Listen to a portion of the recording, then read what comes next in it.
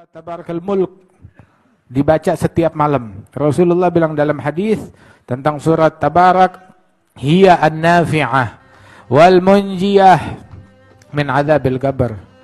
Itu surat Tabarak adalah manfaat dan penyelamat, memberikan manfaat di dalam kubur dan menyelamatkan orang dari siksa kubur. Dan Rasulullah bilang begitu berharap agar surat ini dihafal oleh setiap mukmin.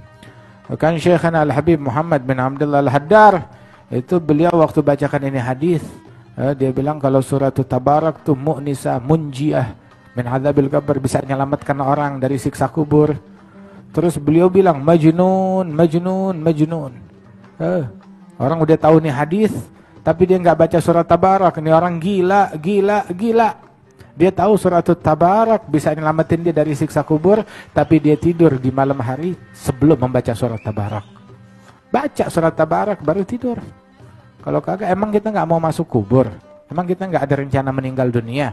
Baca surat Tabarak setiap malam, surat Tabarak. Yang kita kenal dulu, rata-rata hampir semuanya orang Islam zaman dulu pada hafal surat Tabarak. Itu Rasul berharap annaha fi qalbi kulli mu'min, bahwa surat Tabarak ini dihafal oleh setiap mukmin. Dan diriwayatkan surat Tabarak dengan berkat surat Tabarak itu memberikan syafaat kepada seseorang, dia dapat ampunan Allah Ta'ala berkat surat Tabarak. Subhanallah. Rasulullah SAW juga tidak tidur di malam hari melainkan setelah baca Alif Lam Mim Sajdah dan Tabarakal Mulk. Tidak tidur melainkan setelah membaca Alif Lam Mim Sajdah dan Tabarakal Mulk. Di antara amalan yang diajarkan oleh guru-guru kita, dan ini yang kita saksikan selama puluhan tahun kita kenal Habib Umar, ini yang beliau baca, ini yang beliau lakukan, persis seperti amalannya Al-Habib Abdurrahman Al-Masyhur. Hadal Habib Abdurrahman Al-Masyhur 35 tahun, 40 tahun tidak tidur melainkan selama 35 atau 40 tahun itu setiap kali salat ba'diyah isya dia baca rakaat pertama Alif Lam Mim Sajdah, rakaat kedua Tabarakal Mulk. Ba'diyah isya dia baca Alif Lam Mim Sajdah dan Tabarakal Mulk. Ba'diyah isya, nah itu yang dia lakukan. Malam hari Rasulullah tidak tidur melainkan setelah membaca Alif Lam Mim Sajdah dan Tabarakal Mulk. Begitu juga surat Ad-Dukhan.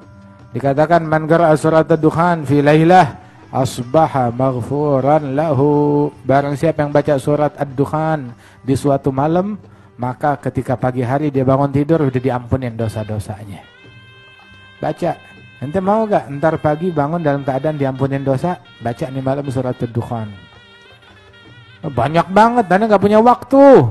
Buat main handphone waktunya banyak banget. Ya.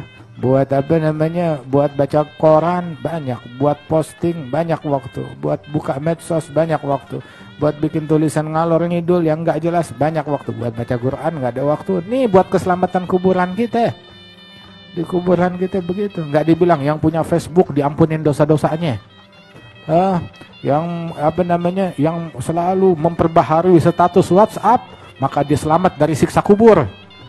Ada begitu? Yang ada.